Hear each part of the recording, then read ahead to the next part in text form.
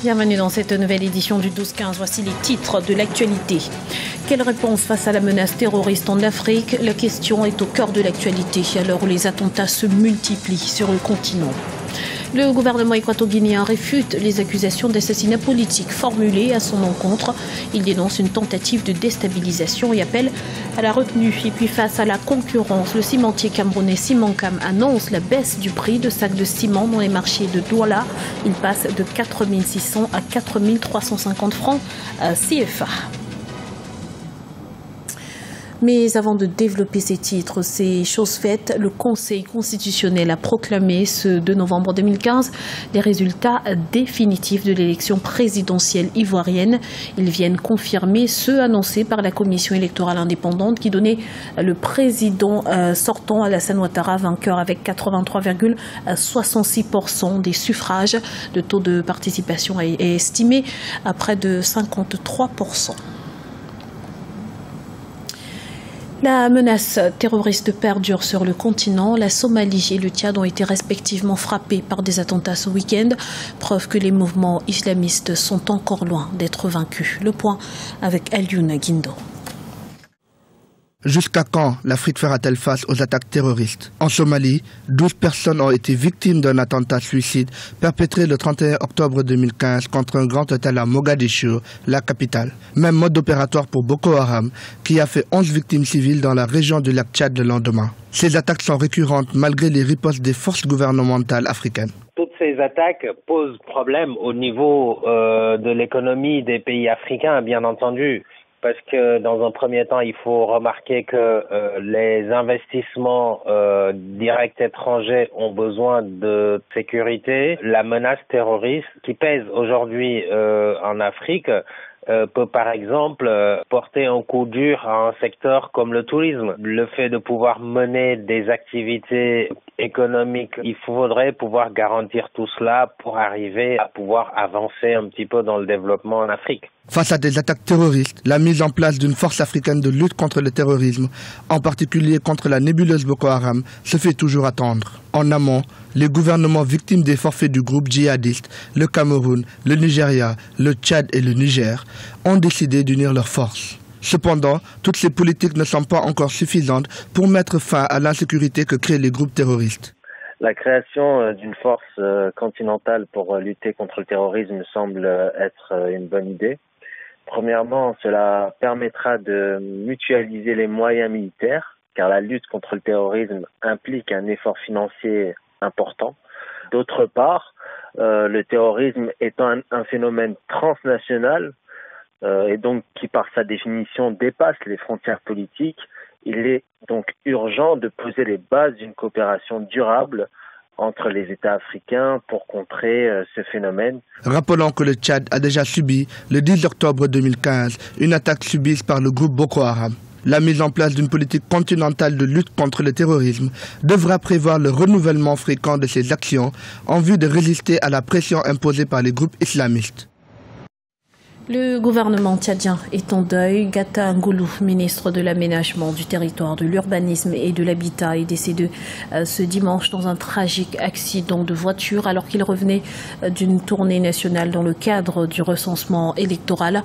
Ancien secrétaire général de la Banque des États de l'Afrique centrale et ancien ministre des Finances et du Budget, Gata Ngoulou occupait plusieurs postes à haute responsabilité en République du Tchad.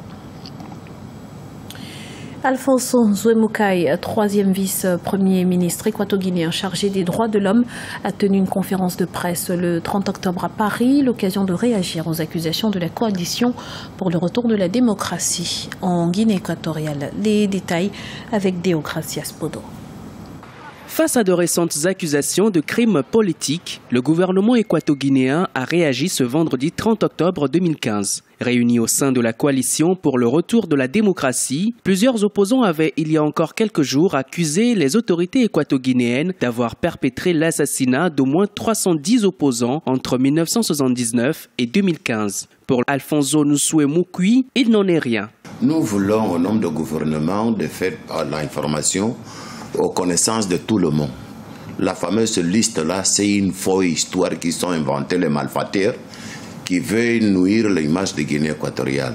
Si vous voyez dans la liste, la plupart des gens qui sont là, ce sont des gens qui sont morts au temps de l'ancien président Mathias Nguema Biyogo. Donc, ce n'est pas le régime du président Obiang Nguema qui a assassiné ces personnes. C'est faux. Le 12 octobre 2015 à Paris, une liste de présumées victimes d'assassinats politiques avait été présentée par les responsables du CORED, coalition d'opposition pour la restauration d'un État démocratique en Guinée équatoriale. Depuis plusieurs années, ces derniers maintiennent la pression sur le pouvoir en place, estimant que le pays souffre d'un manque de liberté des acteurs politiques, de la société civile ou encore des médias. Mais de l'avis du gouvernement, il n'y a pas lieu de s'alarmer. Les questions relatives aux droits humains font partie des priorités de l'exécutif. C'est une manière de nous créer des problèmes. Une manière d'éviter d'aller parler à la messe de dialogue qu'on a convoquée à Malabo. Pourquoi, si ces listes existaient, ils ne sont pas venus à la messe de dialogue qu'on a convoquée à Malabo? C'était bien qu'on discute de ces listes étant à Malabo. Parce que les gens qui sont ici, ce sont des gens de Malabo et de la Guinée équatoriale. Pourquoi faire la présentation de ces listes maintenant à Paris? Quoi qu'il en soit, les autorités équato-guinéennes sont prêtes à dialoguer avec les acteurs de l'opposition et de la société civile dans la logique du développement du pays. Toutefois, elles assurent également que le gouvernement se réserve le droit de poursuivre en justice les auteurs de telles accusations. L'actualité économique à présent, 51 019 milliards de francs CFA. Cette somme correspond au chiffre d'affaires des 14 sociétés d'assurance répertoriées au Burkina Faso pour l'exercice 2014, soit un taux de progression de 8%.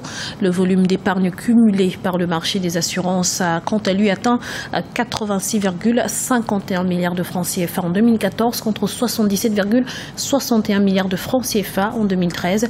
Le gouvernement burkinabé se félicite de ces résultats jugés satisfaisants, mais exhorte les sociétés à plus de rigueur dans les contrôles pour couvrir l'ensemble du marché des assurances. L'entrée officielle du cimentier marocain sur le marché camerounais a fait bouger les lignes dans ce secteur. En effet, pour faire face à la concurrence, Simencam annonce la baisse du prix du sac de ciment. Celui-ci passe de 4 600 à 4 350 francs CFA. Arwa Barkala. Au Cameroun, le leader du marché du ciment, Simencam, a décidé de baisser le prix du sac de ciment de manière significative. Depuis le 30 octobre 2015, le sac de ciment de Simencam se vend 4 350 francs CFA, un prix bien en deçà de celui de ses concurrents, alors qu'au préalable, les sacs de ciment de l'enseigne étaient les plus chers du marché. La baisse du prix des ciments au Cameroun est liée tout simplement à la concurrence qui est rentrée sur le marché. Vous savez que pendant un certain moment, vous avez un seul producteur. C'est comme la fameuse loi en économie, la loi de l'offre et de la demande. Dès l'instant que vous avez un monopole sur un marché, obligatoirement les prix augmentent. Et dès l'instant que vous y introduisez la concurrence, chaque producteur voulant s'accaparer d'une part de marché beaucoup plus importante va obligatoirement baisser ses prix. Les perspectives annoncent une production nationale à la hausse. Elle devrait être portée à 5 millions de tonnes d'ici à 2017, notamment par le groupe nigérian Dangote, qui annonce l'ouverture d'une deuxième usine à Yaoundé pour une capacité annuelle de 1,5 million de tonnes. La place du Cameroun peut paraître comme étant une plaque tournante, une espèce de hub pour les producteurs de ciment, dont Simencam obligatoirement sera obligé d'appliquer la nouvelle stratégie qui sera mise en place par ses concurrents, à savoir satisfaire les marchés extérieurs. Ou alors, maintenant, que pourrait faire Simencam éventuellement, s'ils ont suffisamment de fonds de pouvoir s'externaliser et de s'installer à l'extérieur. Mais pour l'instant, ils sont leaders sur le marché camerounais. C'est une bonne nouvelle pour les consommateurs camerounais que le prix du ciment puisse baisser. En 20 ans, la demande de ciment s'est considérablement accrue dans les pays d'Afrique subsaharienne. La production nationale est située à 3,6 millions de tonnes de ciment par an. C'était le journal de la rédaction. Merci pour votre fidélité. Retrouvez dans un instant une nouvelle édition de l'information sur Africa 24.